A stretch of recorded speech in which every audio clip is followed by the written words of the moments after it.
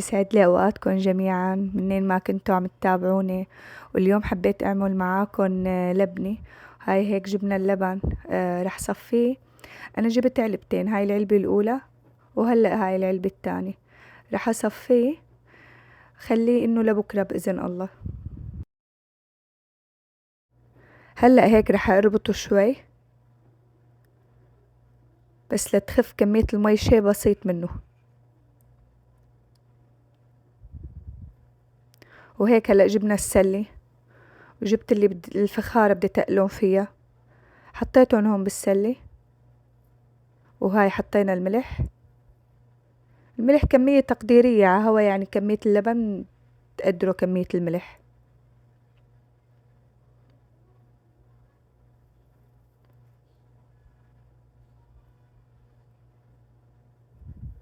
هيك غطيناه، هاي تقلناه وبشوفكم بكرة بإذن الله.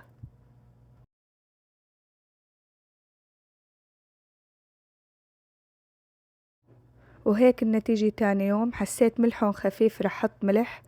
ولازم يعني يكونوا ناشفين منيح لحتى ما يفتحوا بالزيت أو تتشقق اللبنة أو تتكسر.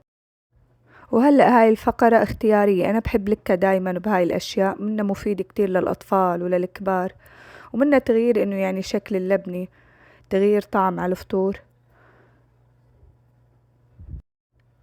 وأنا هون اللي متوفر عندي زعتر أخضر ناشف وسماق ونعنع ناشف وحبة البركة وسمسم وزعتر. زعتر اللي هو بيقولوله الدقة الحلبية. بنبلش بالنعنع،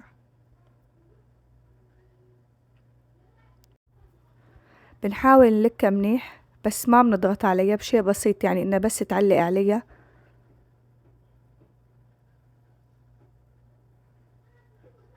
هاي بلشنا كمان بالسماق.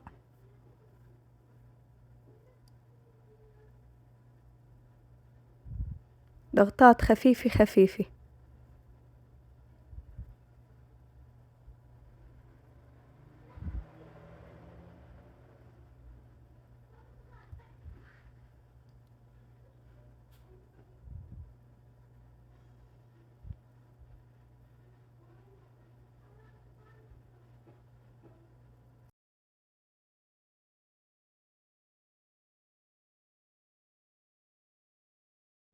وهي هون بالزعتر الناشف الأخضر، وهي بالسمسم،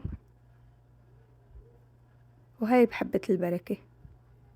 هلأ بس ننتهي من وهي بالزعتر اللي هو الدقة الحلبية، بس ننتهي منه. فينا نحفظهم بأي تبروير بالبراد، وفينا نحفظهم بالزيت مع بعضهم. طيب بتختلط النكهات، بس أنا بحب أحفظ اللي بالزيت بدون ولا أي نكهة، وهدوك بحطهم بتبروير بالبراد. وقت اللي بدنا ناكل بناخد من التبروير وبكون ناشف ما عليه زيت، بنحط بالصحن بنحط عليه زيت. واللي بنحفظه هيك بمطربان لازم يكون عليه زيت أطيب، لأنه هو ناشف ما عليه توابل.